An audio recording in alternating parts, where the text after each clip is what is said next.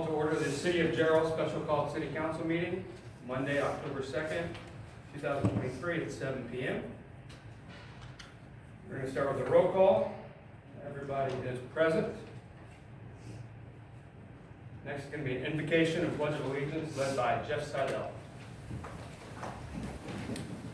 Before we get into our prayer, I'd just like to say that October 3rd is my daughter's birthday, and she's about 5 years older than Tanya. Tanya's birthday's tomorrow, so happy birthday to you. Happy birthday to you. Happy birthday, you're turning red. Happy birthday to you. Almighty and Heavenly Father, we welcome your presence here with us tonight as we set forth to do our city's business. We ask for your truth and your justice to prevail as we trust your promise to bring all things to light, whether they be of you or whether they be of man. We thank you in advance for the relief from the heat and the rain that is to come. And as always, we ask your continued providence in keeping our children and city safe. Amen. Pledge allegiance to the flag of the United States of America and to the republic for which it stands, one nation under God, indivisible, with liberty and justice for all.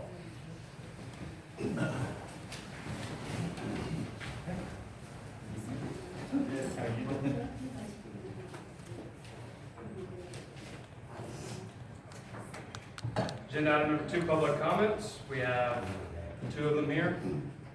First, it could be. Mine's a yellow card. You want to wait until the Yeah. topics? Okay. So, you too? Okay.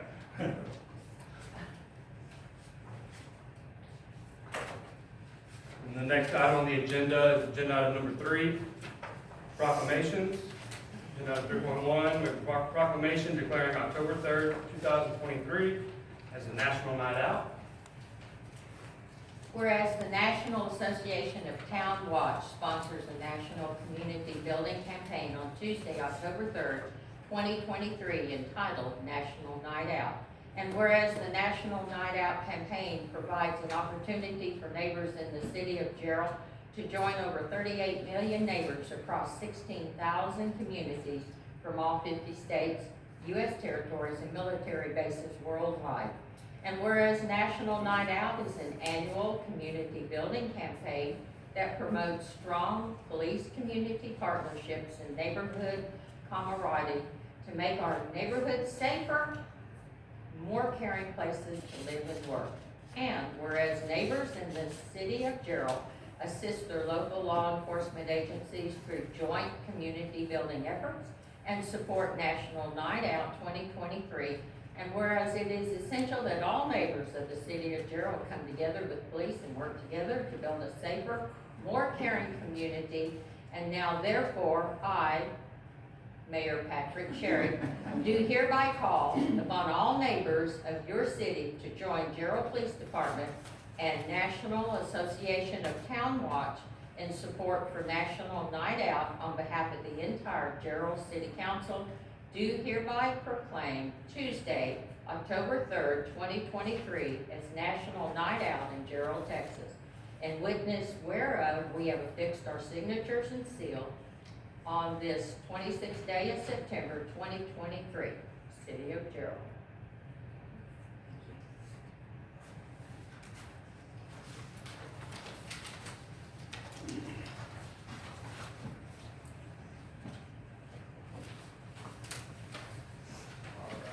Agenda item number 4, consent agenda items. Make a motion to approve as presented. Second. We have a motion on the floor and a second. All those in favor say aye. Aye. All those opposed say nay. Unanimous.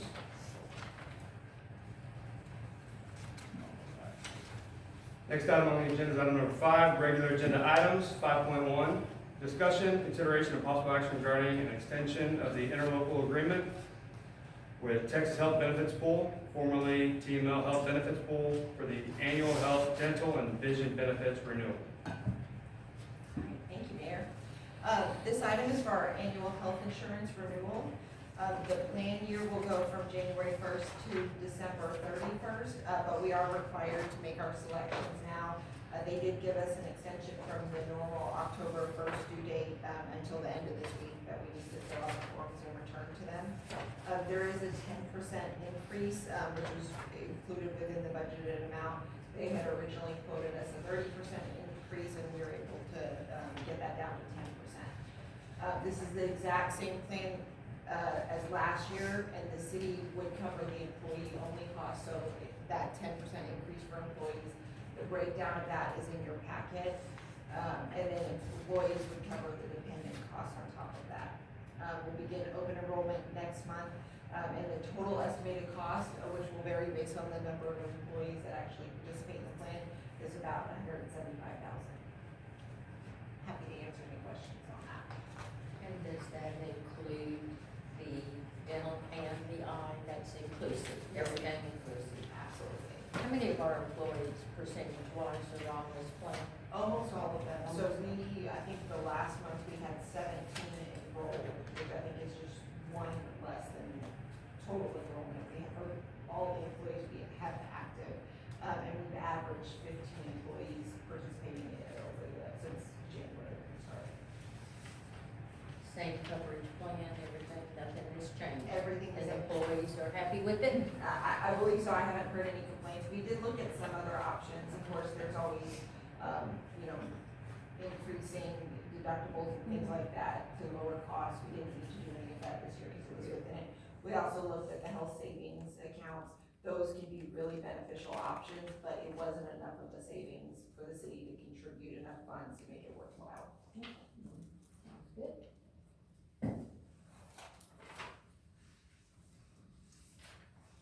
I make a motion to approve. Second. We have a motion on the floor in a second. All those in favor say aye. Aye. All those opposed say nay. Unanimous. Agenda item 5.2, discussion, consideration, of possible action regarding the abandonment of an alley located near intersection of East Avenue E and 8th Street. Mayor and council, the following alleyway is an unimproved alleyway between two residential properties. Both of the applicants are neighbors essentially with the alleyway in the middle. They both agreed to a 50-50 split. They've done what they needed to do as far as getting it surveyed, providing that survey to us. With that being said, there are no City of Jarrell utilities in that alleyway. We're currently not improving it. The homeowners have taken it upon themselves to do the improvements. And the reason for the alleyway would be to connect Avenue E, but where the middle school has built will make that impossible. So this is just giving them the ability to use that land as they already are, but making it official on tax rolls and going through that whole process. Thank you for getting all of the paperwork together and to us and time to look over it rather than just the application. I appreciate that very much. And I'm happy to answer any questions as it relates to this. Pretty much what we've done in the past. Since there's two applicants, does it require two approvals, or can it be in one motion? That's fine. I wonder if there's a way that we can consolidate all the different alleyways rather than doing these things piecemeal. I mean, every time it comes up, we have to go through this whole deal. Now, what if we go ahead and produce a document to the homeowner saying, look, if you want to, here you go, let's get it over with. These are the rules, and they can do that, and you cannot have to go through this every time a couple alleys want to get together and do this. Would that require needs and bounds for all the alleys? It would. Okay. Is that a major problem? It would be time consuming and how much it would cost. We'd have to pay a surveyor to go out there and do it. Well, I'm not asking that for the city to pay for that, I'm just asking that if it's amenable to everybody, let's come up with a deal and say, here you go, this is what the cost will be, do it all in one shot. To do public outreach to essentially see who's interested in. Yes, yeah, I think, by the way, I think most people would be very interested in getting that done, rather than having a fight with themselves. We can certainly do that.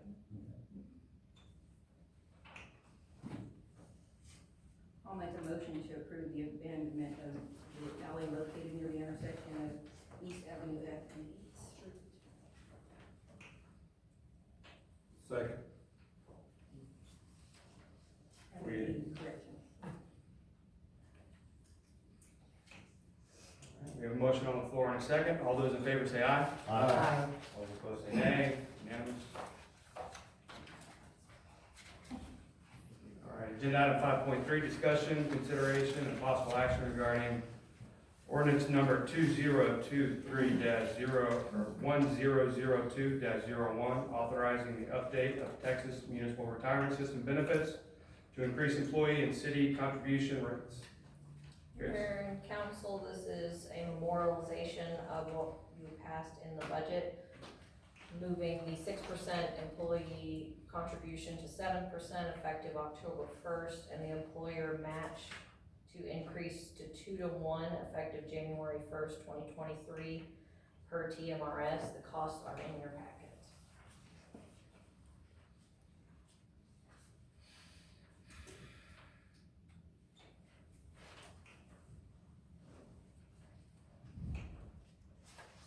This is just a formality, what we already passed. Let's make a motion to approve. Second. All right, we have a motion on the floor and a second. All those in favor say aye. Aye. Those opposed say nay. Nay. Reason for my nay. If, seems like we're doing an awful lot for our employees. I mean, we've got an awful lot of raises, this year. And we're going into next year with some big raises. And I would just like to see this place opened up, at lunchtime, rather than opening at 9, closing for lunch hour, and then opening up. How many hours a day is that? Somebody please open this place up. I asked these things, I wonder if that even happened. I asked for a meeting, I asked for numbers on the well for Infomart for the first quarter, what we spent in the first quarter. I got nothing. I'd like to get that information, how much it costs. We sent that out via email. Okay, so what, I have an email right now, in my email? Yes, it was, it's been several weeks now. I know, but I did not see those numbers for the quarter, yeah. Okay, and my reason for doing that is because, I'm gonna say it again, we're in a inflationary environment. We're in a situation where we are spending from an amount of $250,000 to take care of our water to over $1 million. That's not chump change to me, people. The lift station, same situation, goes from 2 million to 6 million, God knows where it's at right now, and I've been out there. Now, I'm just telling council, pay attention to the money that we're spending. We're spending a lot of money, exorbitant amounts of money that not necessarily have to be spent. And just like that lift station, when you come down to it to try to find out why and how come these things happen, it happens in development meetings. And in development meetings, promises are made back and forth, and things aren't kept. And that's a problem, okay? And it's hidden from us because we don't get to see the development structure about what promises are being made. You do this, we'll do that. I think that needs to change. So that was my reason for a nay on that board. Thank you.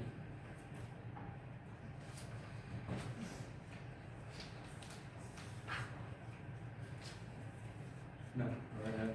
I'd like to take this time, to thank Ms. Matlock. This will be her last meeting with the city of Jarrell. She's moving on to pursue different endeavors, and we wish her the best, and we really appreciate all that you've done for the city and your time here. Thanks. Thank you. Really be a raise, thank you.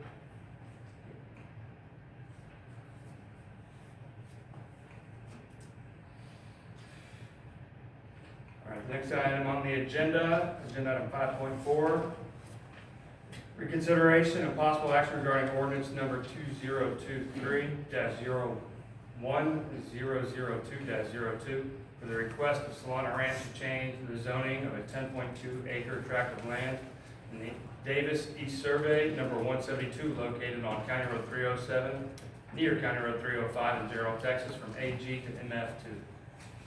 And we have two people that would like to speak on this topic. First, I actually just signed that in case y'all need to ask questions about it, because I was at all the meetings Okay, 3 years ago when this was decided. And now it's not decided again. Some of that, we forgot stuff. okay. So I'm just here if. If we need you, okay. So I can ask you questions then, right? Is Yep. that right from us? We do have another, speaker on this item. And I'd say basically the There you go, same Ron. thing. I'm the developer next door doing Hunter's Glen, and was there for all the lift station planning as well. Okay. So if y'all have questions regarding the lift station, that's what it is. Okay. Yep, Okay, so, I'm not usually one that likes to keep reconsidering things, but if you will remember the meeting that we made the decision, there were 3-2, and I was one of the 3. I made my decision based on PFCs of what had happened to the city of Jarrell before with the PSC over down the road here just a ways. Not knowing that the legislator has closed the loop in that. And so, that was my sole reason for voting against it. I felt like I needed to ask for it to be reconsidered because that was not a valid reason. The legislator in June of this year actually changed what is required to have a PFC and to where it can go. And it also has to have entity approval for that to happen. So I feel like I didn't give him a fair shake, or them a fair shake, because I was not aware of the change. So I would like for us to reconsider that to be fair to Solano Ranch.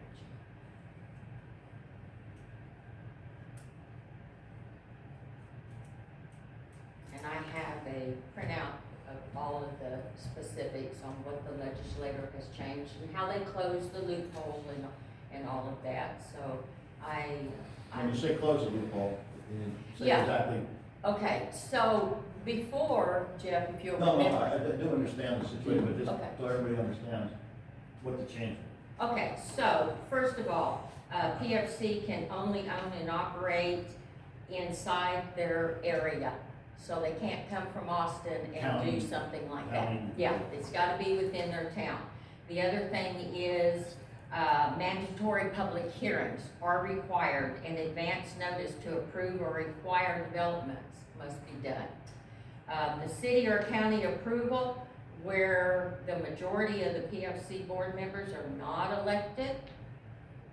Okay, so that has to have our approval if it's within our jurisdiction and or the county.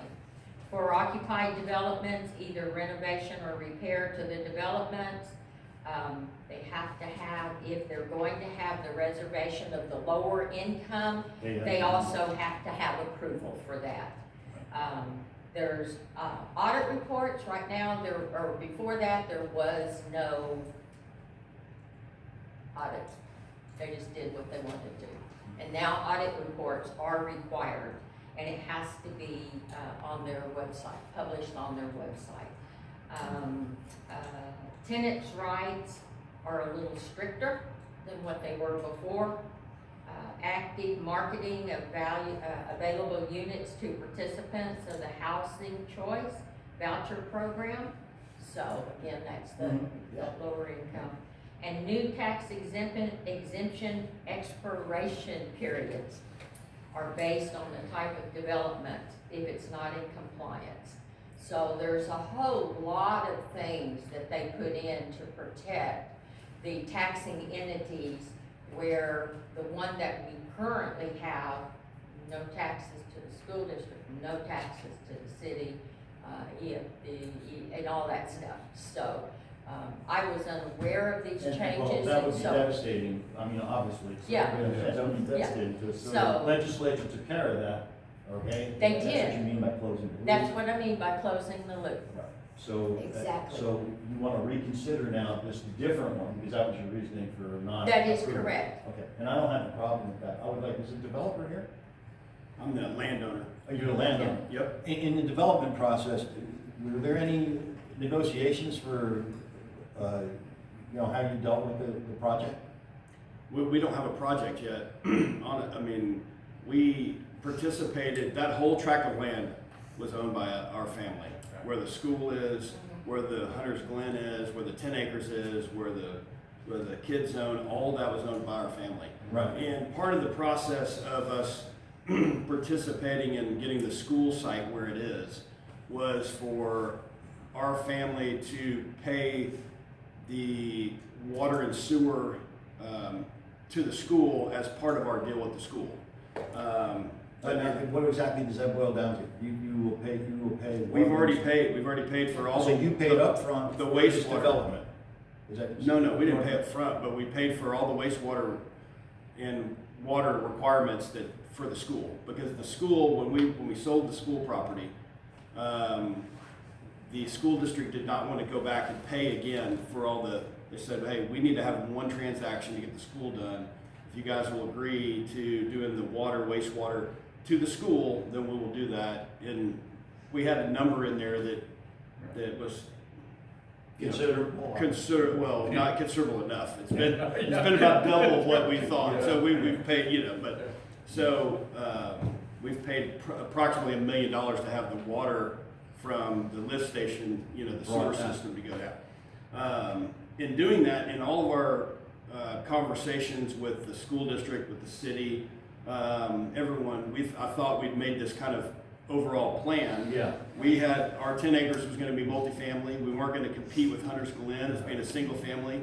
The school was gonna be here, we're gonna have the other thing. So we thought this whole thing was kind of lined out 2.5, 3 years ago, before we ever even went under contract with the school. And so to come back and not have the ability to get the zoning there was. I think a lot of that has to do with the lack of council having any idea what's going on in development meetings. We don't have any idea. Well, and so we don't have a development plan. We couldn't, that's the kind of the cart before the horse, right? And you don't need one for zoning. Right, so we were trying to get the zone as part of what we thought this kind of whole overall development was gonna be. That's what it was agreed to. Right, and all I'm trying to point to is the fact that arrangements are made ahead of time, verbally, whether it be a handshake, we'll do this, you do, right? And so then when it comes time to implement, you may not have that same understanding with city council or anyone as. Well, yeah, I mean, President obviously the support system for the city's been crazy for the last couple of years, right? Right. There's That's been right. nobody's done a whole lot over the last several years, and so everybody's tried to keep the pieces together instead of actually getting things And done. the biggest problem with it all, because this entire tract was agreed to be voluntarily annexed by Solana We Ranch. voluntarily annexed it. Yes, I guess that's and they what had I'm to, but it was already drawn up in the exact same configuration it is right now. And everyone, the previous city manager mainly, yes, this is great, we'll just zone it like this and let's go. Mhm. And then all of a sudden I find out kids zones having to go through zoning. Mhm. What? He's telling me I've gotta go through zoning. What? Well, that goes back to my point, Charles. It's got nothing to do with y'all. No. You should not be micromanaging everything. And But the bottom that's line true, but is, we do need- it has to we do be, need information. it has to be documented, Yeah, Yeah. yeah, and it was not. and I guess that's what I'm trying to say. I'd like to make one more Yeah. point. Yeah. When I found this out, I don't know, a week, 10 days later maybe, because I went to Danielle and said, I've made a mistake, because I made a decision based on information that wasn't up to date. So I asked Jordan, I said, why didn't you say something? Well, there's certain things that Jordan can't say. Is that correct, Jordan? Yes, ma'am, so there's, Yeah. when things are agreements between city council and a developer, or with anything in writing, essentially any paper trail of things that can be discussed in decision-making, and typically how development is done as a development agreement is drafted, brought before you guys. It outlines everything that's to be expected. There was not a development agreement done for this tract, because very shortly after annexation, the pieces were sold off respectively to start the development process.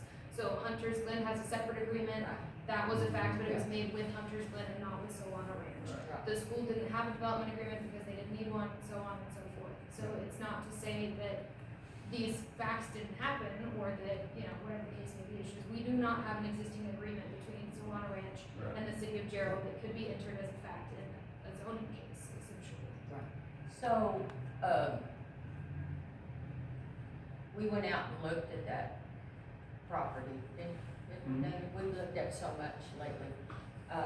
There's really not much else you can do with it that I can see.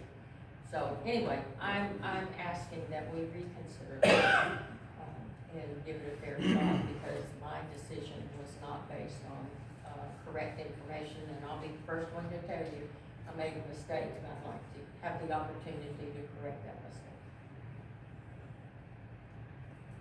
And I was supportive at the last meeting on this item, so I'll make a motion to approve ordinance number 2023. Well, I have a question. So it's multi-family, some duplexes, correct? Pardon? It's like duplexes, multi-families? Well, the townhouses, like, yes. Yeah, I mean, it could be any form of multifamily housing, whether it's duplexes, apartments, townhouses, something that's connected. Okay. And this is privately owned, it's not gonna be like for sale to individuals? Pardon? Is it gonna be for sale to the public, or is it just one giant entity, almost like an apartment complex? Well, I mean, I don't have a plan for it. I mean, there's no specific plans on what we're gonna put there yet. I mean, I can't do any of that planning I'm sure until you we have have an the. idea of what you're gonna put there though, right? You're not- My goal would be to put, you know, up to 150 apartment style, two-story apartment style units. Which then they would not be sold individually. They would be rented as rental Right. properties anywhere, you know, I mean, it all depends on the market and, you know, the size, I mean, now prices for apartment rental units are really driven by the size of the unit now. Because you can't, if I'm required to do a certain number of units, they have to be bigger, which means they're much more expensive. And so that kind of product doesn't work necessarily. So, you know, our goal is to put, you know, rental apartment units, which is what multifamily would be generally. I mean, they're generally multifamily is rent for rent. Yeah, because I wasn't here for all of that, and because my only concern about that too is, like I said, lack of knowledge, information, and, my biggest concern is 150 units, which means families most likely, and then traffic on that road was just one of the biggest things. Like I said, it was just a lack of information. Well, I wish I could do something about the rock truck traffic on that road. Yeah. They count for about 30 to 50. And about the traffic, they did give a right of way to Yeah. make that turn lane all the way up to their Yeah, deal from the very start. the turn lane will actually extend all the way past our property. Right. I'll make a motion to approve ordinance number 2023-1002-02 as presented. We'll second that. We have a motion on the floor in a second. Thanks. All those in favor say aye. Aye. All those opposed say nay. Unanimous. All right, agenda item 5.5, discussion, consideration, and possible action regarding resolution number 2023-1002-03 for Cornhill Fire Flow. Jordan. Mayor and council, when we did the Cornhill development, because we didn't have utilities on that side of the highway, the Sonterra Mud District agreed to serve a certain amount of capacity. We annexed the property in and created a development agreement that, again, specifically outlined what was promised from both parties. In order to provide fire flow to them, the Sonterra Mud District, under Texas Water Code, Chapter 49, needs a resolution stating that we, as the incorporated city in which this tract resides in, need to approve a different district serving water. So, given that we have an outstanding agreement, this is more of a formality than anything else. It just says that, and it's on meets and bounds, so it's not an overarching, they can serve fire flow anywhere or anything to that effect, but it's just that it allows them as a district to provide fire flow to a tract that is within our incorporated limits.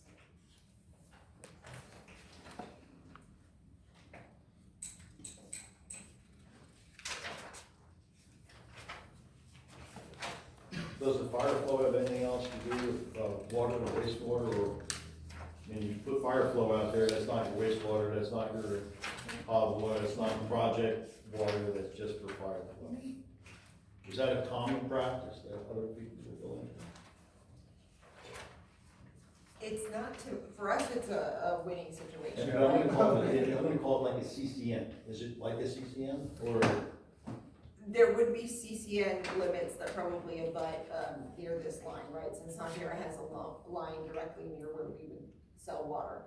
For us, it's a good situation because we don't get any money for No. fire flow, right? When you're out there fighting a fire, there's no meter or anything like that. And so, for them to serve it honestly helps us out a little bit because we don't have that capacity over there. So that's why it's kind of helping us out. Well, so Now- as a city, we're not objecting to somebody else coming in and putting in a fire flow, but that is something that we can do in coordination with other places. Yes, of course. So for this, it helps because we don't have those facilities over there, and so it allows us to get this development.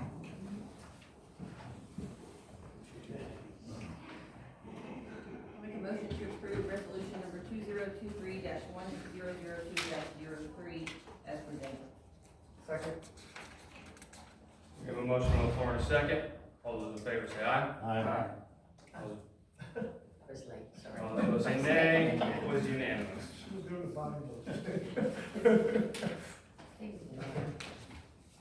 Alright, next item on the agenda is item number 6, discussion items.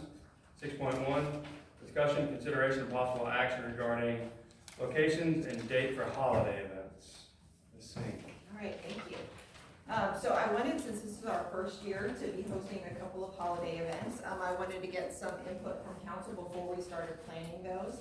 And so the first one I'd like to talk to you about is the Christmas event. And so date-wise, if we're wanting to have a Christmas tree lighting, it needs to be earlier in the month so that we keep the tree lit. It is a little bit difficult to find a date that works. So the first weekend in December is, that Saturday is December 2nd. I was a little hesitant to look at Friday nights because last year the football team went pretty far in the playoffs, so we gotta be careful about stuff like that, and basketball as well. I think December 2nd could be a possibility. That following week, well, let me back up to the November 25th, that's the week after Thanksgiving, and so I think that would be difficult to get people in town, and it would also be a stretch. Our Christmas tree is scheduled to arrive on November 15th, and it's 26 feet tall, and so there might be a slight learning curve to putting it up, so I don't want to get us too close to that date. December 9th, there is an in-town girls varsity and JV basketball tournament, so I'm a little concerned about the conflicts with that. The 16th is a possibility, but as we're pushing that far out, it should not be a tree lighting, it should be more of a festival type thing. But right now, it looks like the only Saturdays that would be available would be December 2nd or December 16th. So I wanted to see what council's thought was on those two dates. And again, on the 16th, it would be more of a festival, not the tree lighting. But I have a question about the tree. Is it a reusable tree or is it a one-time? It's reusable. Okay, because I don't have the reusable one, they use it every year. Absolutely, so it's this very large panel tree, we'll have almost like, not cranes to put it up, but, heavy equipment, we found somebody who can do it. The ornaments arrived today, they're about the size of my head, they're very cool. It's gonna be something that you see for miles. Originally, we talked about a 30-foot tree, we went with a 26-foot, because we can add the other 4 feet next year. But this saved, some money so that we can have, it only took about half of our budget, so we have a good amount left over to make it a really nice festival and whatnot. I can go a little bit more into the details and we can come back to the date. What I was thinking about as far as location was on 5th Street, because that's kind of our downtown main area. It used to be the Eagle Bank right at that corner near Donnick's Hardware, kind of in that parking area would be a nice way that it's off of the street, it's in the parking area. But it's still something that you can see even driving through on 35, so it becomes something that, I wanted it to be in a location that people see as they're driving around and whatnot. I thought that would be very meaningful. The chamber has graciously agreed to help us plan is we've had a lot of interest. So once we get the kind of the details set tonight, we'll have a committee with, many different partners. But the talks with the chamber were about having them go out and solicit vendors for it, so that way it could be a fundraiser for them. It's been thrown out about a parade, so that's another, possibility we can look at, and that's something else that, if possible, I think at the chamber, again, they could even have registration, and entrance fees and create, and it becomes a fundraiser for them, and gives us much needed help in actually planning. You get a live matrix thing, let you, We you know we come, let you know we come, have a matrix scene out there. So, Yeah, talk to the business about that. what about security for a tree? I know when we originally talked, we were like, you're thinking out here, over there. I mean, there is vandalism, I see it all the time on Top Terrace. Not here. So how would we, it's So, an expensive tree, right? We don't want someone that. absolutely, so it's a pretty, knock on wood, constructible tree. The first year we put this up in Colleen, we did have vandalism. That's what I'm The night afraid of. before the Christmas tree lighting, and ended up having to rewire the entire tree. Yes, it still got lit on time, so. That's my biggest concern. No, it is a valid concern, so it's something we'll talk with PD about, making sure we have extra monitoring, potentially put up cameras if we need to make sure we're monitoring the area and whatnot. And I would hope that our community, look at this and, wants to keep it nice and, but you're absolutely right. But the other things we were thinking about, and one thing. Let me just finish that. That sounds insane, right? What you just said. But last year, they stole the baby Jesus Yes. out of the Methodist church. I remember. And I was very Yes, upset. I remember that. And they never did catch him. So we will monitor that. The other things we were thinking, was having a DJ to just make sure that, one, project sound and things like that.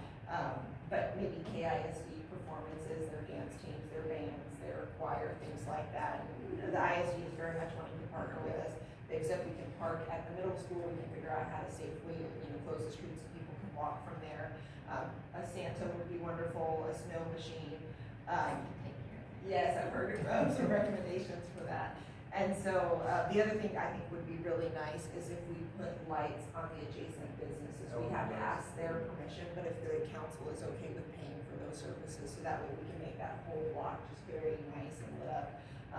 And then, of course, wanting to have vendors, and we'll encourage all of those, businesses to participate, up to Tahoe, hopefully, and, so that they can, serve people during the event, and maybe the grocery store as well. And we can go from there, but I at least wanted to get y'all's thoughts on date, location, make sure we were good with that, and then we'll, move forward with the planning committee.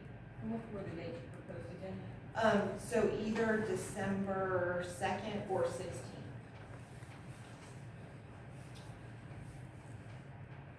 And we would leave it up until after the first of the year, is that Absolutely. correct? Yes. Well, Or if we want to- I don't have a particular date in mind. I think we'll put it up today myself, but I think the more that we can involve the community, the more they take ownership of it. And you're gonna have vandalism, that's just the nature of where we're at in today's world. But I think if we can do like we talked about doing, and build the anticipation and build the, excitement of what we're doing. This is new for us. One time, Tanya, you might help me with this. Your brother put lights, little Christmas decorations downtown. And, we did that, 1 year, maybe 2 years. And it was well received, but we just didn't continue it as we went through. So, I think this is great, and I like the idea of doing some type of a festival and a light parade and things that get everybody involved from both sides. Absolutely. From both sides. So, and that's what involving the school district does for us. Absolutely. And I think it's great. I'm looking at the timeline, and I'm thinking the 16th is too loud, that little cushion planning. I know it's a little later, but. But we could always leave it up a little later. We could leave it up past the 15th. So if we do the 16th, I would recommend that we don't call it a tree lighting. We go ahead and light the tree as soon as we get it up so that people can enjoy it, and then we just make it a Christmas festival. Yeah. I'm okay with either one. Do you want to take a vote, December 16th? I'm good with it. December 16th. Sherry, is that work for? Well, it gives us, because, as Tracy pointed out today, there are so many other Christmas tree lighting events on the 2nd and all the communities around us just about. So getting vendors for that might be an issue. So I think The 16th. lighting the tree first and then having a festival would probably be good. But like you said, it's new, but it certainly has been a me. So, it's something that can grow each year, but we have to start somewhere. There you go. When does Salado have their stroll, the 2 weekends? When is that? It's gonna be December 2nd. And they do it twice, okay. Both weekends, the second and the weekend after. Yeah, so that would skip, the 16th would skip that, and it also wouldn't interfere with the Georgetown one Or either. Salado. Perfect date. There we go.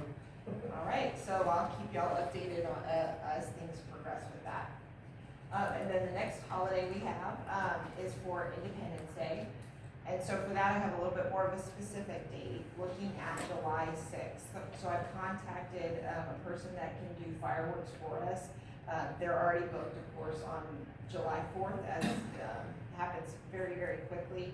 And a lot of communities will do it on different dates, just, so it's a little bit easier, because most people, I believe, will have to go back to work, on the day after, on the 5th. And so, proposing July 6th, which is that Saturday. The location we're proposing it to do it at is off of, County Road 307 at the Williamson County Sheriff's Posse Livestock Rodeo. I'm sure I butchered that name. But they're very excited to partner with us. The weekend before is their actual rodeo event, so it really works out nicely that they'll have stages and stuff like that out there for everyone. And also from a safety perspective, their big dirt area is a great place to set off fireworks from. I haven't talked to the school district about this one yet, but with their school nearby, it's a great place for people to be able to park and watch it. So I think it'll be a great location. Right now, the quote I have for fireworks is under $20,000. We have a $50,000 budget. The rodeo has mentioned that they'd be interested in coming and talking more, and we're going to have meetings. Our contact there is a roofing contractor, so he's very busy right now. He was not gonna make it to the last meeting we took for that because they are completely on board. But I would like to know kind of what the council is thinking for this type of event. Do you want it to be a vendors type thing? Do you wanna have a concert? Is it something we wanna charge for? We don't have to get all to those answers tonight, but just some general guidance, because when we talk about event planning, we're way behind for Christmas, and July 4th will be here very quickly, that we need to be waiting on that.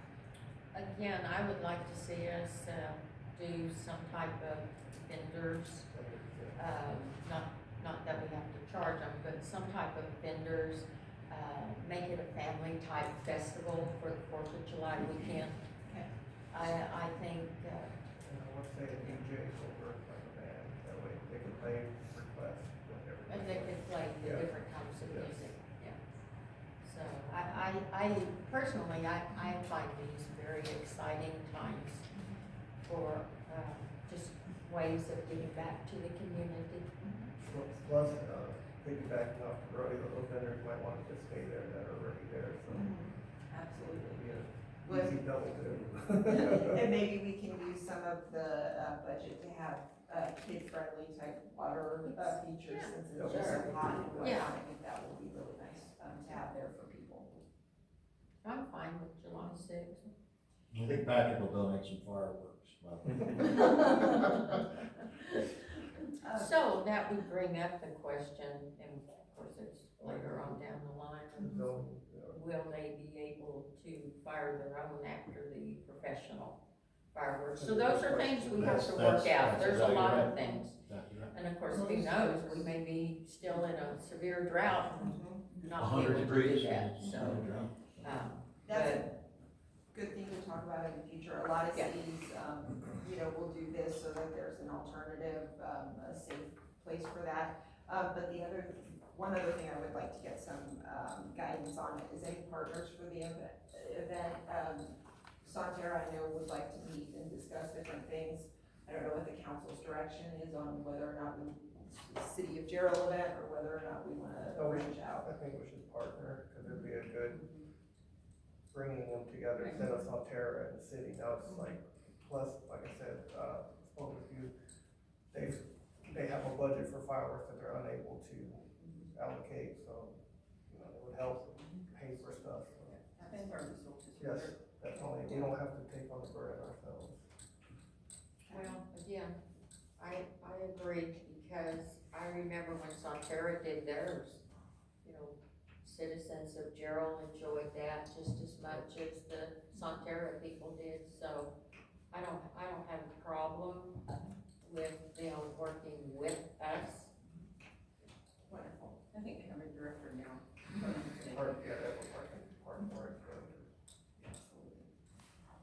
All right, well, and if you guys, think of anything else, please let me know. I'm excited about these two things, so if you come up with ideas, definitely let us know, so we can see what we can make happen. Thank you for the preparation.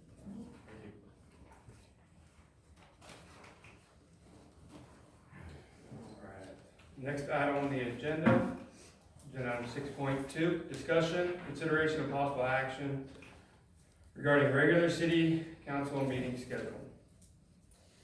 All right, this is me as well. So, Mr. Rodriguez, our city attorney, has a conflict typically on our fourth Tuesdays. I think it's really critical that we have him at most of our meetings, and the firm will send substitutes whenever he's not able to be here. The problem is that we talk about so many things going into the meeting that any associates are just not gonna be up to speed as much as they try to be. And so I would like us to consider maybe moving the date of our meeting so that we can accommodate his schedule if possible. He's indicated that he would be available the first and third Tuesdays or Thursdays. So I was gonna see what council's thought was on maybe looking at not having it on the fourth Tuesday of the month. So if we move it, we get a discount, right? Yes, I will give you a, I'm just saying, we're working with you. 1/10 of an hour discount. I personally like Tuesdays. You get into Thursdays, then you get into, some basketball and some baseball and some softball and those type things. And,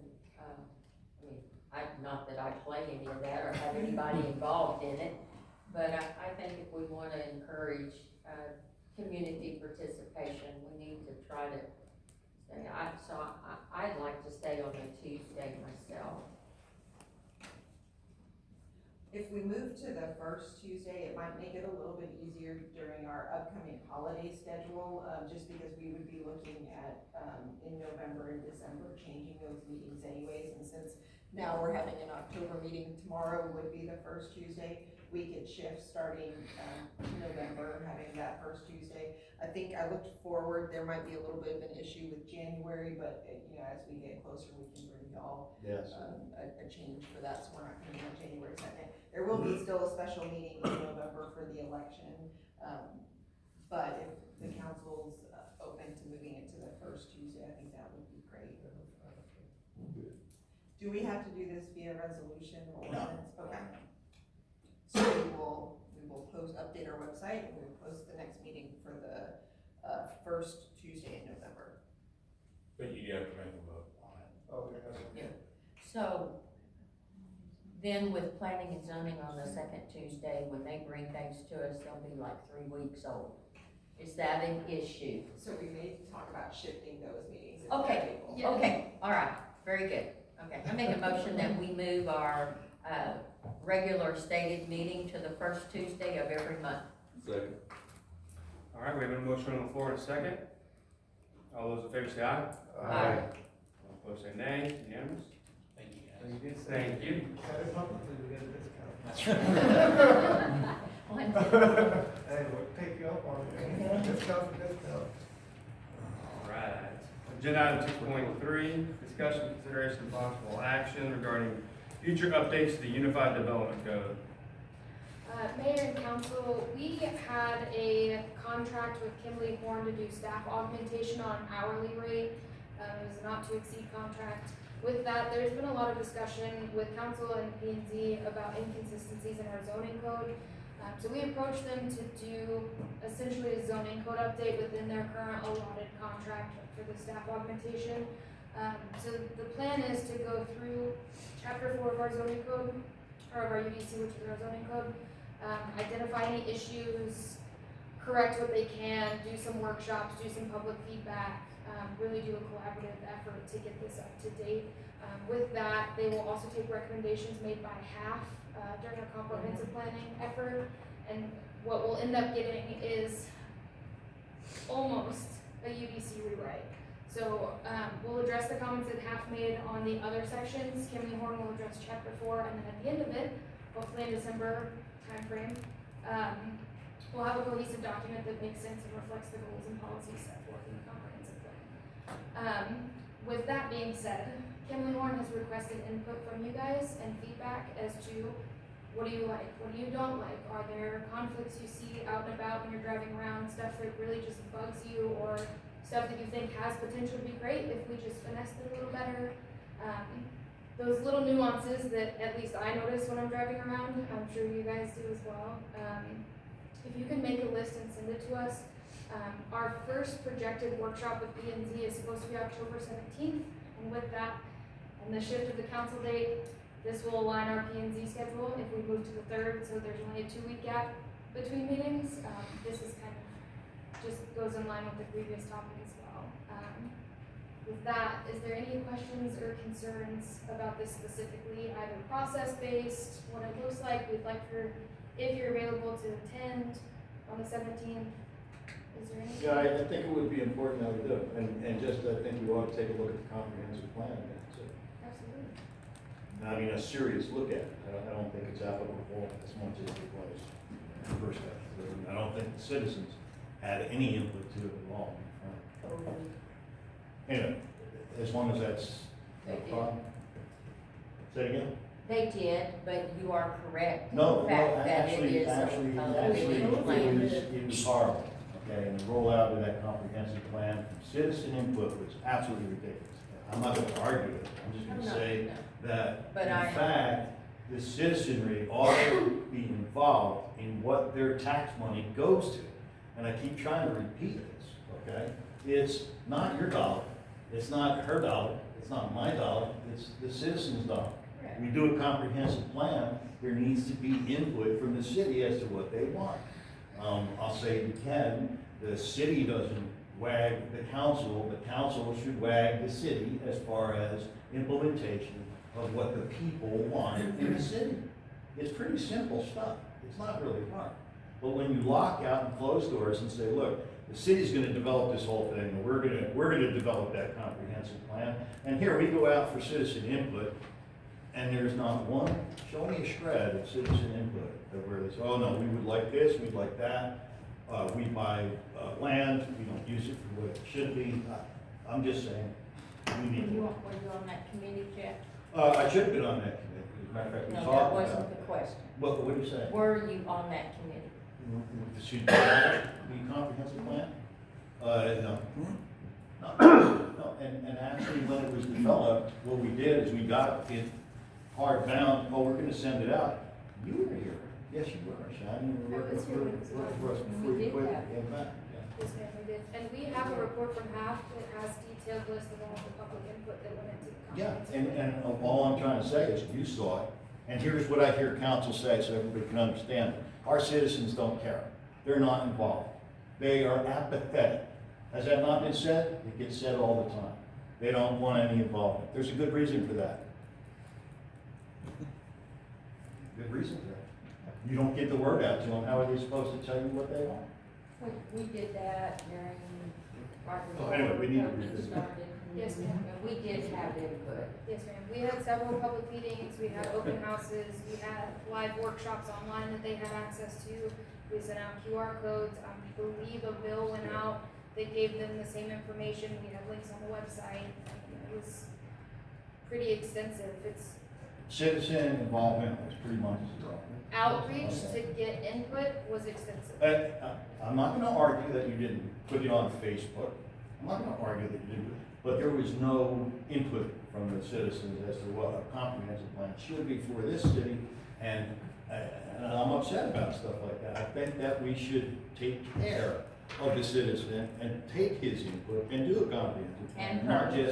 And Not just produce things that are copy and pasted from other places. I mean, I can go through this for a million times, okay? And you just copy and paste somebody else's plan and call it good, but you didn't reach the citizens out there.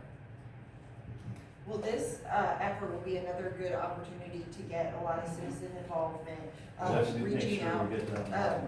If you reach out to people that you know may have ideas, one good way to provide feedback for this is, are there things that you see in other cities, types of development that you wish we could have?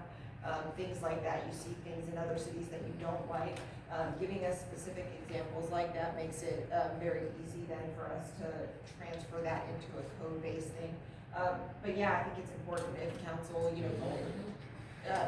if council can give us feedback based on what they're hearing from citizens, and citizens, of course, are invited to give us direct feedback via email, and then also to attend those meetings on October 17th as that first one. So we'd love to hear that feedback, but anything you can tell us. I keep hearing that we need to develop Jarrell in a unique way, and I completely agree. We don't need to be a cookie cutter city. But what exactly that means, this is your chance to drill down and tell us what it is, what types of developments you want, what I can tell you one characteristics. right now that everybody on this side is that they want a pool. I think they're like, Bartlett has a pool, everyone has a pool, but Jarrell City, they're like, if they don't like having to be a guest in Sonterra to go use their pool, that is one that I've heard from this side, being on both sides. So I don't know what it takes to get a pool, but that's like, A lot of tax. yeah, that's what I'm hearing from the public over everything else. And that probably. And I agree with you, but I think we're moving toward that point, eventually, where we will have some parks and rec. And to that note, I've worked with Kimberly Warren on the presentation and the game plan for this meeting and what this looks like. And we've gone through the half recommendations, and one of our policy goals for this whole comprehensive plan was public facilities. In a very general term, this means parks, this means pools, this means trails, bikes, sidewalks, this is everything public facilities, additional facilities for police, additional facilities for city hall, whatever this may look like, community centers. That was the policy that was stated.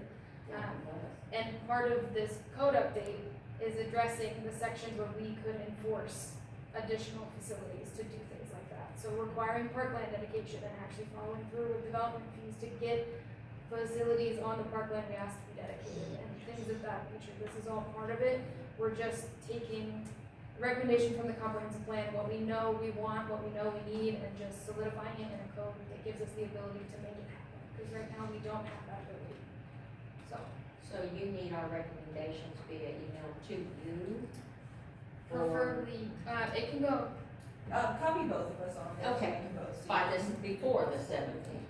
yes, so the 17th, we've already gave Kimberly Horn the heads up that they're gonna get everything raw and unfiltered, and you're gonna get the information and gonna help us sort through it. They've planned a couple of hands-on activities, so there's gonna be a sticky wall. I don't know if that interests anyone, but you can write on a piece of paper, stick it up on the wall, and they're gonna sort through all these ideas and try to get some conclusive guidance as to where we need to go forward and what this code looks like. So the P and Z meeting is moved from the 10th to the 17th, then? Yes. Okay. And Thank you. we will at least post that for a possible forum, but if the council would like that to be a joint workshop, I think that would also be a possibility as well. So y'all would just need to let us know if y'all want to have that level of interaction and attendance. Do we need action on this? Yeah, it was just an update and asking about that. Because it says possible. Thank you, Jordan. Appreciate it. All right, we have no action on that item. All right. Agenda item 7. We're gonna adjourn into closed executive session. Agenda item 7.1, closed executive session pursuant to the Texas Government Code section 551.071 for a consultation with the city attorney regarding wholesale water contract with Jarrell Town Center. Agenda item 7.2, closed executive session pursuant to Texas Government Code section 551.071 for a consultation with the city attorney regarding Cielo Gardens. Council adjourned at 8 p.m.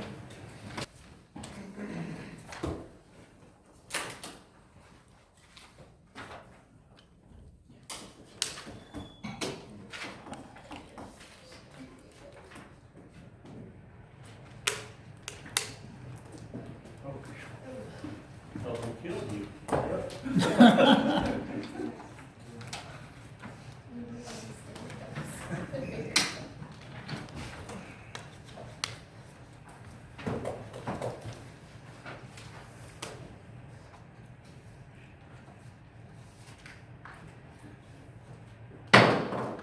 The Jarrell City Council is now back in session at 8:45 p.m.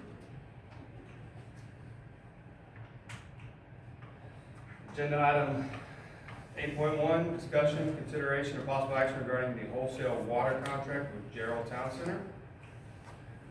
We have no action on.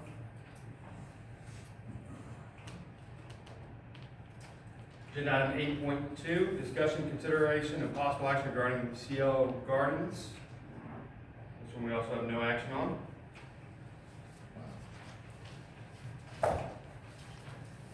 If there's nothing else, we are adjourned at 8:46 p.m.